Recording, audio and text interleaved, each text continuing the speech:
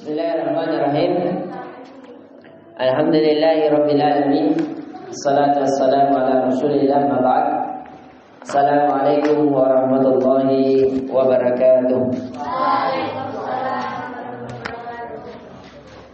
Alhamdulillah, di pertemuan sebelumnya kita telah menjelaskan dari sirah nabawiyah, dari lahir Nabi sallallahu alaihi wasallam sampai mendekat kewafatan Nabi sallallahu alaihi wasallam. Yang alhamdulillah kita telah memasuki 6 tahun sebelum meninggalnya Nabi sallallahu alaihi wasallam. Jadi tinggal 6 hari kita akan berpisah dengan sirah nabawiyah. Ya, dan kita juga akan menceritakan bagaimana perpisahan kaum muslimin dengan Nabi sallallahu alaihi wasallam. Yang sampai kata Ibnu Mas'ud, dahulu Madinah itu penuh kegelapan, tapi ketika Nabi sallallahu alaihi wasallam datang, Madinah pun terang, menjadi terang benderang. Namun pada hari kematian Nabi sallallahu alaihi wasallam, dahulunya Madinah itu terang benderang. Dengan diangkatnya Nabi sallallahu alaihi wasallam, meninggalnya Nabi sallallahu alaihi wasallam, Madinah yang terang benderang menjadi gelap gulita. Ya, seakan-akan ada yang hilang. Yang sampai kota Madinah menangis, bahkan sampai orang-orang kafir saja yang berada di Romawi itu terpukul ketika meninggalnya Nabi sallallahu alaihi wasallam. Maka sungguh kemunafikan barang siapa di antara kalangan orang-orang yang mukmin yang tidak bersedih hatinya dengan meninggalnya manusia terbaik, manusia pilihan, yaitu baginda Nabi Muhammad sallallahu alaihi wasallam.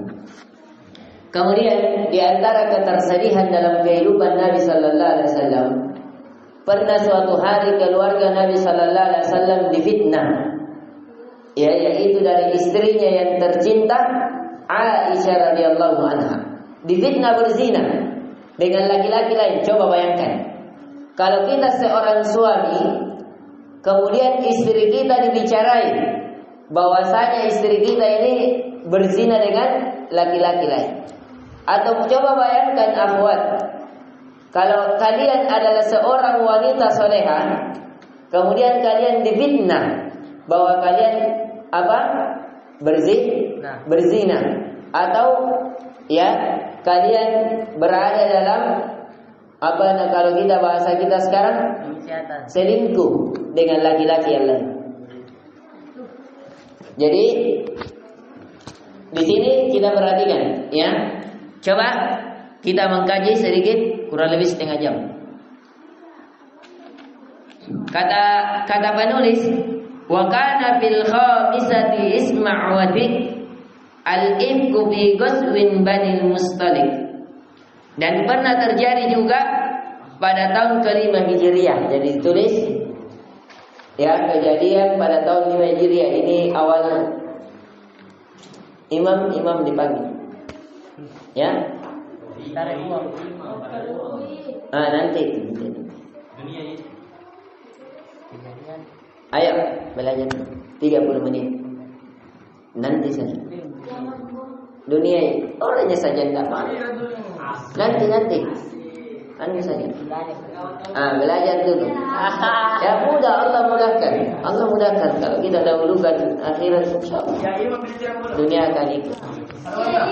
Ayo. Fokus dulu. Fokus. Ayo. Ya, kejadian di tahun 5 Hijriah. Perhatikan salah satu kejadian yang terjadi di tahun 5 Hijriah satu dituduhnya Aisyah radhiyallahu anha selingkuh. Dituduhnya Aisyah radhiyallahu anha selingkuh. Dituduhnya Aisyah radhiyallahu anha selingkuh.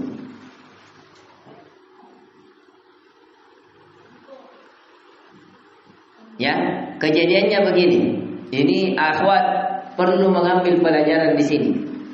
Bahayanya perhiasan. Jadi Aisyah radhiyallahu anha ketika Nabi ingin pergi berperang ke Bani Mustalik. Nabi kan kebiasaannya kalau mau pergi berperang atau musafir, tidak mungkin bawa semua 13 istrinya. Ya, jadi caranya apa Nabi? Diundi. Jadi digoncangi, dikasih masuk nama-namanya di suatu tempat. Baru siapa yang loncat namanya, siapa yang naik andilnya, dia yang ikut bermusafir bersama Nabi. Pada saat diandil pada perang Bani Mustalik, yang naik namanya siapa? Aisyah radhiyallahu anha. Jadi yang dibawa adalah Aisyah. Ketika pulang, Aisyah kan di atas keranda. Jadi seekor unta baru ada kayak rumah-rumahnya di atas unta. Disitulah Aisyah. Jadi kalau dia mau diturunkan, bukan dia digendong, bukan. Tapi yang diangkat rumahnya diikat. Kayak kita jadi rumah-rumah. Kalian mungkin pernah lihat misalnya kalau kuda, baru ada tempat-tempat kayak kita bendi sekarang. Cuma bedanya kalau bendi besi ditarik, dia di atas unta betul. Dari kayu dibuat. Aisyah ini kalau mau turun, dibuka kerandanya, kemudian diturunkan. Pada saat itu Aisyah masih kecil, umurnya kurang lebih 12 sampai 15 tahun. Baru Aisyah dikenal orangnya kurus kecil. Jadi Aisyah itu orangnya apa? Kurus kecil. Bukan orang yang gemuk sekali. Ya, seperti bapaknya. Bapaknya kan Abu Bakar radhiyallahu anhu, dia juga terkenal apa? Orang yang sangat kurus. Ya, kecil tapi berjiwa besar. Sama dengan Aisyah. Aisyah ini ketika pulang dari peperangan Bani Mustalik, dia mau pipis atau buang air. Riwayat lain dikatakan mau kencing. Jadi minta ke istrinya peruleh. Mau kencing atau mau buang air. Akhirnya diturunkan di keranda. Kemudian disimpan di tempat yang agak jauh dari rombongan. Disimpan di sana. Jadi dia gali, kemudian buang air di sana. Tapi kebiasaan Aisyah, namanya anak-anak, ya selalu mau perhiasan. Sebelum pergi berperang, dia meminjam kalung dari salah seorang istri Nabi yang lain. Yang saya lupa namanya siapa istrinya Nabi yang dia pinjam kalungnya. Kayak itu kalau akhwat kalau mau pergi pengantin, ya kalau mau pergi sama suaminya, tas Nabi anu pinjam, sendal Nabi anu pinjam, kalungnya anu pinjam. Begitu juga Aisyah. Aisyah pada saat itu apa yang dia pinjam? Kalung emas, bukan kalung biasa ini. Kalung emas. Akhirnya Aisyah pinjam, ketika singgah buang air, kalung itu terjatuh. Ya, jadi Aisyah sudah buang air, nah periksa di kalungnya, mana ini kalungku? Akhirnya dia cari terus, tidak dapat.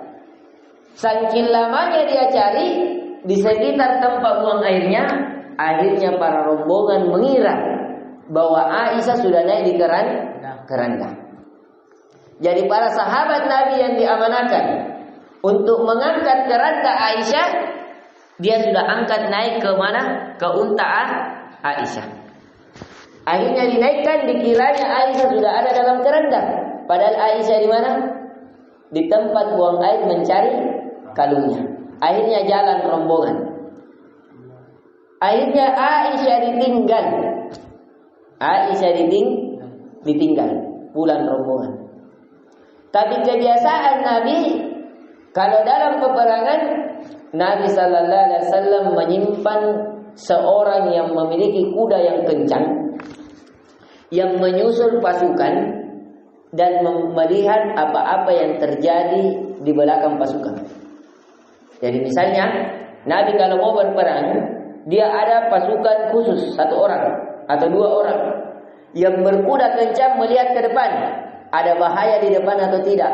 Sehingga kalau ada bahaya, dia cepat mengabarkan yang satu kepada Nabi, jangan lewat sini, ada bahaya, ada pembegal, ada yang lain. Kedua, ada yang di belakang. Misalnya kalau lewat rombongan, adakah jatuh, adakah yang tertinggal dari pasukan, itu yang diperiksa.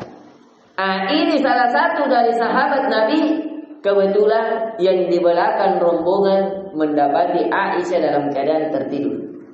Jadi Aisyah ketika lupa tertinggal, maka dia terbaring di pasir.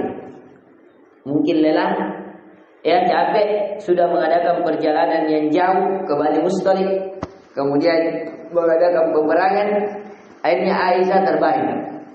Ketika datang pasukan Nabi yang menyisir, melihat barang-barang yang jatuh atau ada pasukan yang tertinggal, dia mendapati Aisyah. Dia mendapati Aisyah radhiyallahu anha. Yang memang dahulunya karena Aisyah masih kecil, dia tahu bahwa dia adalah Aisyah. Tapi seorang sahabat ini ketika melihat Aisyah dipenuhi debu mukanya, ya, langsung Aisyah menutup hijabnya. Ya, jadi kalau kita sekarang cadangnya, dia menutup hijabnya disebabkan mendengar ada suara laki-laki lain, yaitu seorang sahabat ini. Yang dimana laki-laki ini ketika melihat Aisyah di atas kudanya, dia mengatakan, "Ma'adallah, saya berlindung kepada Allah." Ya, akhirnya dengan suara saking kerasnya ini suara, Aisyah terbangun. Ketika Aisyah terbangun, Aisyah menutup hijabnya. Kemudian Aisyah dipersilakan untuk naik ke kuda sahabat ini, dan sahabat ini yang memegang tali kudanya. Jadi dia tidak berboncengan dengan Aisyah. Di mana Aisyah? Di atas kuda. Sahabat ini berjalan kaki mulai dari tempat di mana Aisyah ditinggal sampai masuk ke Madinah. Jadi dia seakan-akan seorang ratu. Dan memang istri dari Rasulullah SAW, dia adalah ibu dari orang-orang yang beriman. Akhirnya dibawalah dia ke Madinah. Ketika masuk di Madinah, muncullah ucapan-ucapan orang-orang munafik yang mengatakan, Aisyah dari mana ini malam-malam? Karena Aisyah tibanya malam bersama laki-laki lain yang bukan mahramnya. Yang akhirnya Aisyah dituduh di malam itu. Akhirnya orang-orang munafik bercerita bahwa Aisyah ini keluar malam-malam. Kalau kita sekarang keluar malam-malam kan biasa. Kalau orang dulu keluar malam itu wanita soleha aib. Wanita soleha keluar tidak bersama mahramnya itu aib di kalangan para sahabiat. Kalau sekarang kita justru, apalagi di Jakarta, Allahu Akbar. Ya, di Jakarta itu orang-orang tua justru menganggap aib. Di Amerika sama kebiasaan barat, menganggap suatu aib kalau anaknya tidak dibawa malam-malam. Karena tidak ada yang suka ke anakku, berarti jelek. Ya, jadi orang-orang Amerika itu wajar, para bule itu wajar. Ya, mereka itu masih umur 12 tahun sudah kebanyakan dari. Kenapa? Karena mereka anggap aib. Ciuman-ciuman mereka itu anggap biasa. Mau sama pacarnya bukan hal yang sesuatu. Tapi dalam Islam, ketahuilah, kehormatan wanita begitu dijaga. Jadi Aisyah ketika sudah tiba di Madinah bersama laki-laki lainnya bukan mahramnya, akhirnya menjadi bumerang bagi orang-orang munafik. Akhirnya dia difitnah. Pada hari difitnah, besoknya semakin tersebar fitnahnya. Semakin tersebar 1 hari, 2 hari, 3 hari, akhirnya satu Madinah yang tahu. Yang pada saat itu Aisyah tidak tahu. Aisyah ketika tiba di rumahnya tinggal di kamarnya. Tiba-tiba beberapa hari dia melihat Nabi seperti ada yang berbeda. Biasanya Nabi kalau datang mencium kening Aisyah. Ya, mencium kalau Nabi datang, Assalamualaikum, mencium kening Aisyah, kemudian ya mencumbui Aisyah. Tapi beberapa hari ini Nabi berbeda. Kayak Nabi marah begitu. Kayak kita misalnya kalau mendapati suami kita atau istri kita ngambek, begitu juga Nabi. Nabi tidak temani cerita Aisyah. Akhirnya Aisyah bertanya, ada apa dengan Nabi ini? Kenapa begini sikapnya berbeda? Akhirnya dia tanya mamanya, yang akhirnya mamanya mengabarkan tentang agar hendaknya ia bersabar. Akhirnya dia disuruh bersabar karena fitnah telah tersebar tentang selingkuhnya dia dengan sahabat Nabi yang lain. Yang akhirnya pada saat itu Aisyah seakan-akan tidak memiliki gairah hidup. Ya, sampai Aisyah ya mengira bahwa kematian lebih baik dibandingkan kehidupan pada saat itu, saking besarnya ini masalah. Bagaimana beberapa hari dia diboikot oleh Nabi, tidak ditemani bicara, kurang diakrabi oleh Nabi. Itu yang menjadi pukulan bagi Aisyah radhiyallahu anha. Ya, jadi jelas awal ceritanya bagaimana? Tadi Aisyah kemana? Pergi ke perang Bani Mustalik. Baru sita apa? Buang air kecil atau buang air besar? Wallahu ta'ala alam. Kemudian apa yang ketinggalan? Kalungnya. Perhatikan, gara-gara permasalahan duniawi ya mengakibatkan datangnya permasalahan ukhrawi. Jadi hati-hati terhadap dunia. Ya, kemudian dikiranya sudah naik di kendaraannya, datang ke Madinah, akhirnya difitnah oleh siapa? Orang-orang munafik, ya. Kemudian ya sampai beberapa hari akhirnya Nabi mulai berubah sikapnya kepada Aisyah. Akhirnya Aisyah bertanya, yang akhirnya pada saat itu muncullah, yang pada saat itu didengar oleh Abu Bakar.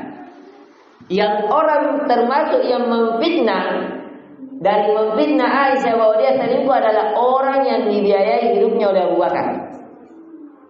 Jadi ada seorang yang dibiayai hidupnya oleh Abu Bakar. Pokoknya makannya ditanggung, minumnya ditanggung, pakaiannya ditanggung, dikasih uang belanja bulanan oleh Abu Bakar.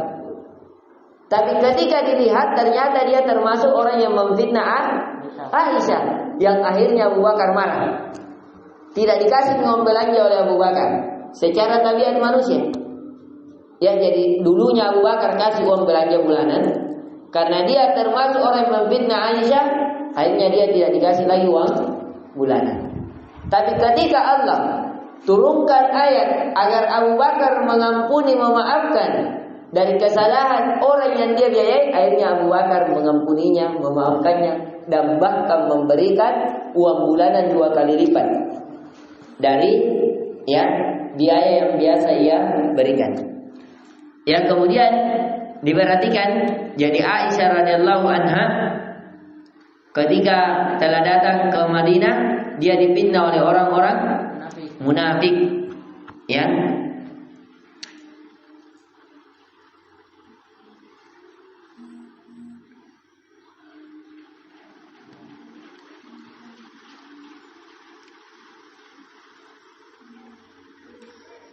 Kemudian ya diperhatikan,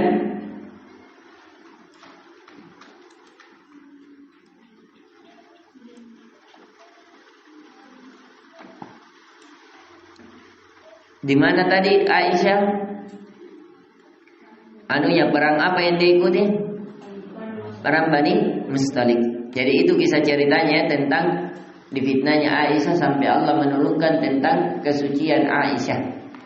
Tentang kesucian Aisyah, mohon maaf saya tidak detailkan, agak tersangkut kisahnya, disebabkan akan ya kita hatamkan insyaallah taala pelajaran ini pekan depan insyaallah taala. Jadi itu kisah singkat saja. Kisah singkat bahwa dituduhnya Aisyah sebagai orang yang berselingkuh.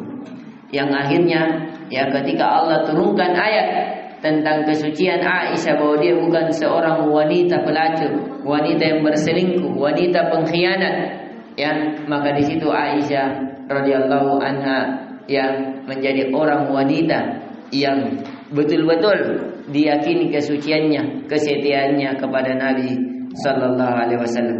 Kemudian kata penulis di sini, perhatikan, wadumatul jandali qabla wa hasal akdu ibnatil Harits ba'da wattasal. Wadumatul jandal, ya, Dumatul Jandal ini nama suatu tempat yang masih dikenal, ya, masih dikenal hingga hari ini. Qabla artinya di sini sebelum Bani Mustalik, sebelum terjadi perang Bani Mustalik. Dumatul Jandal ini itu terjadi pada bulan Rabiul Awal pada tahun 5 Hijriah.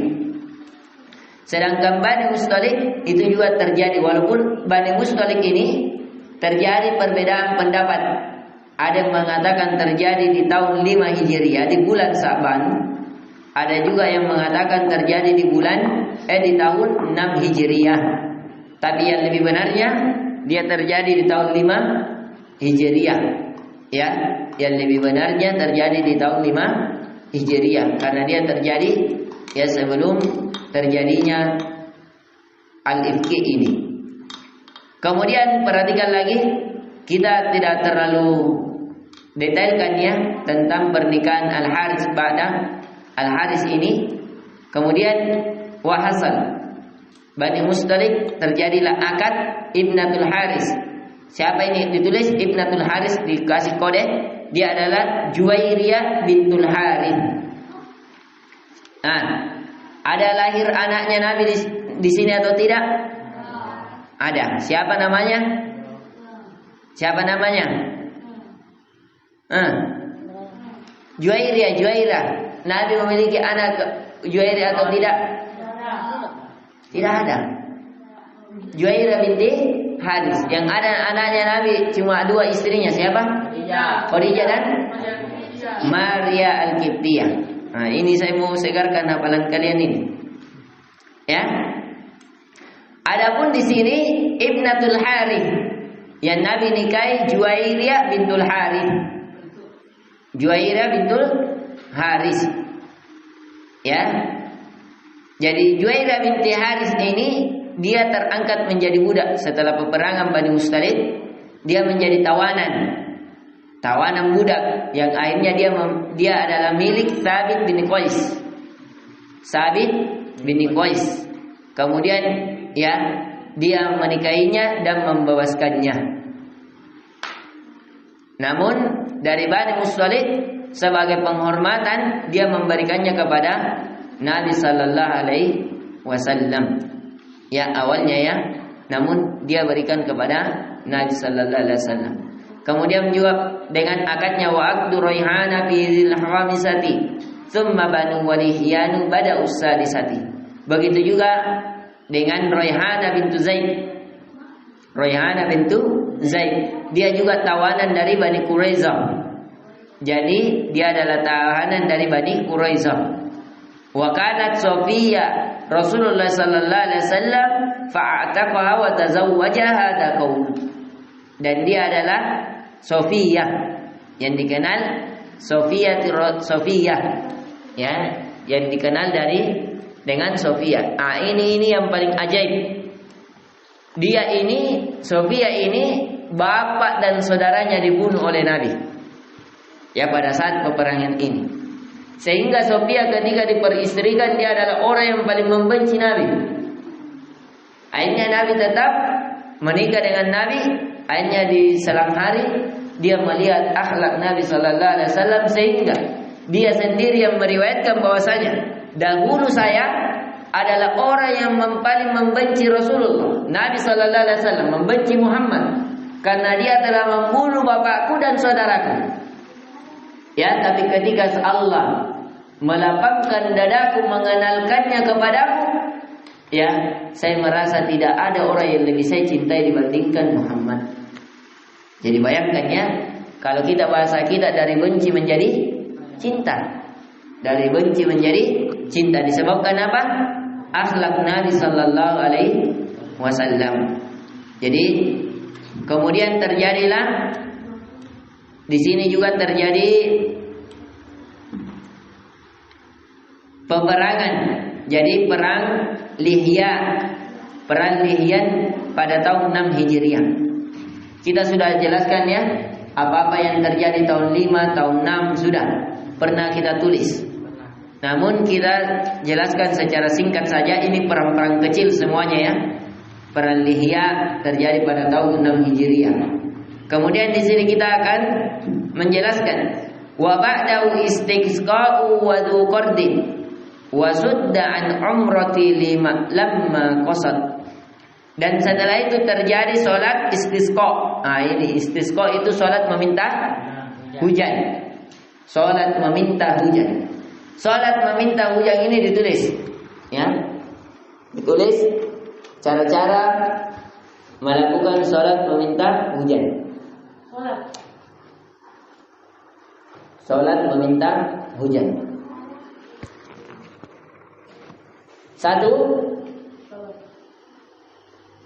cara-cara atau tata cara melakukan sholat meminta hujan. Satu, dilakukan oleh pemimpin negara. Jadi harus yang mengajak adalah pemimpin negara atau orang yang mewakilinya. Pemimpin negara atau orang yang mewakilinya. Kalau kita sekarang wakil presiden, kalau di kota gubernur, ya, atau DPR, atau lebih kecilnya lagi imam desa. Misalnya Pak Jokowi menghimbau agar semua imam-imam desa melakukan sholat istisqa karena di Indonesia sudah 7 tahun tidak pernah hujan misalnya. Ya, seperti kisah yang terjadi di Mesir. Di masa siapa? Nabi Yusuf alaihissalam. Ya. Pernah juga terjadi di masa Nabi. Ya, tidak ada yang minta hujan ketika Nabi naik di mimbar. Ya, ada yang mengatakan, ya Rasulullah, tumbuh-tumbuhan sudah mengering. Ya, binatang-binatang telah mengurus. Pepohonan-pepohonan tidak menghijau lagi. Ya, mintalah doa kepada Tuhanmu agar ia menurunkan hujan. Akhirnya pada saat itu Nabi berdoa di atas mimbar, langsung turun hujan. Yang akhirnya turun hujan 1 minggu tidak berhenti-berhenti. Sampai khutbah Jumat lagi, orang itu lagi datang. Berdiri lagi pada saat Nabi ini menunjukkan bisanya seorang khatib dan orang yang makhtub, orang mendengarkan khutbah bisa bicara. Tapi selain daripada itu tidak bisa. Maka dia kata Nabi faqadalahu. Sungguh dia adalah membuat hal yang sia-sia. Jadi kalau orang khatib bisa. Misalnya seorang khatib minta diambilkan mic, minta diambilkan air, minta agar orang itu berdiri, orang itu duduk, bisa. Dan itu pernah terjadi di masa Nabi sallallahu alaihi wasallam. Jadi datanglah seorang lagi sahabat yang berdiri lagi yang kemarin Jumat yang lalu, yang meminta agar diturunkan hujan. Berdiri lagi, ya Rasulullah, ya, hujan tidak pernah berhenti. Ya, sampai-sampai hewan-hewan hampir binasa. Pohon-pohon itu artinya bergeser gara-gara apa? Hujan yang sangat lebat. Ya, yang akhirnya Nabi sallallahu alaihi wasallam ya berdoa kembali, kemudian berhentilah hujan. Jadi ini ya. Jadi salat istisqa pertama dilakukan oleh imam, kepala pemimpin atau orang yang mewakilinya. Dua.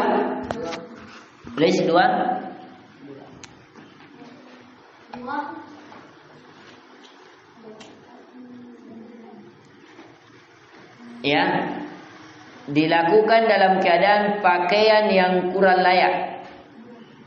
Dilakukan dengan berpakaian yang kurang layak. Kalau kita sekarang bahasa kita baju yang compang-camping. Ya, jadi pakai baju yang terjelek. Pakaian yang kurang layak. Pertanyaannya Ikram, kenapa? Agar nampak kefakiran kita kepada Allah. Ya, jadi kalau ada masalah tak, ya, nampakkan kepada Allah bahwa kita butuh seperti gini. Pakai pakaian yang kurang layak, datang kepada Allah, ya Allah. Bila engkau seperti kita, kalau ada pengemis yang meminta kepada kita kalau pakaiannya sepatu Nike Kers, jam tangannya Alexander, baru datang kita bilang, Ustaz, 50 dulu ya. Lukasi tidak, atau yang pakaiannya yang bajunya kodong Robes Sebelani, sendalnya lain satu, ya, tangannya keriput, mikandala mipowe, ya, pakai tongkat. Kira-kira yang mana lukasi? Yang kurang layak pakaiannya. Sama dengan ini. Pasti kalau orang yang minta sepatu kickers, udah sepatu saya ini 1 juta lebih. Ya, ini. Jadi ini adab-adabnya tata cara salat istisqa. Pertama dilakukan oleh pemimpin atau orang yang mewakilinya. Yang kedua, memakai pakaian yang kurang layak. Ya, yang menunjukkan ditulis. Ayo Batir, tulis yang menunjukkan, disambung kefakiran kita kepada Allah. yang menunjukkan kefakiran kita kepada Allah.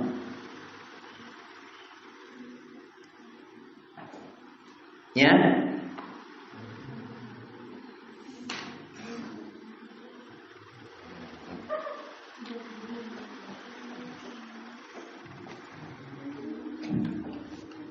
Nah ini.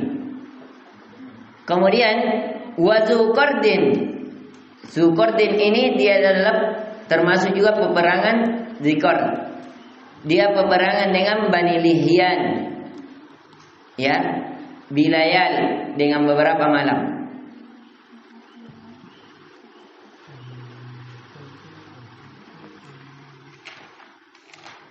Kemudian jadi itu tadi ya. Adapun Zulqardin dia peperangan Nabi dengan Bani Lihyan. Sekarang dan ini pembahasan terakhir kita jelaskan wasudda an umrati lamma qasar. Dan ditahannya Nabi untuk melakukan umrah padahal Nabi telah meniatkannya.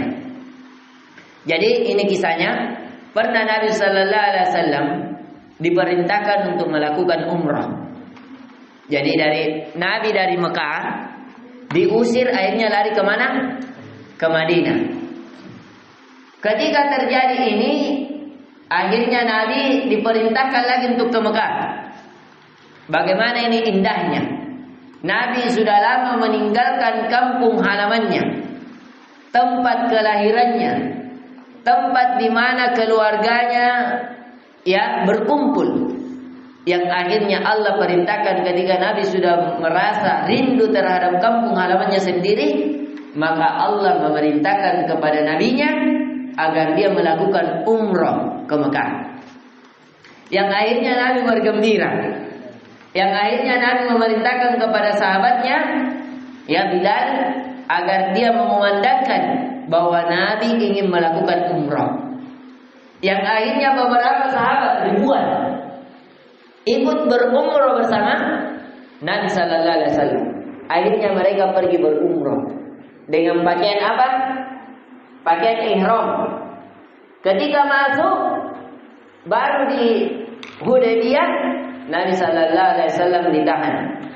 Dilarang masuk, tidak dibolehkan. Kenapa? Karena sudah terjadi peperangan di antara mereka. Kan pernah Nabi berperang, masih ada rasa dendam dari orang-orang Mekah kepada Nabi sallallahu alaihi wasallam. Yang akhirnya Nabi sallallahu alaihi wasallam ditahan oleh orang-orang Quraisy, ya, yang dimana Nabi sallallahu alaihi wasallam tidak dibolehkan masuk ke dalam Mekah, walaupun hanya untuk melakukan umrah, walaupun hanya untuk melakukan tawaf, melakukan salat, ya, di depan Ka'bah.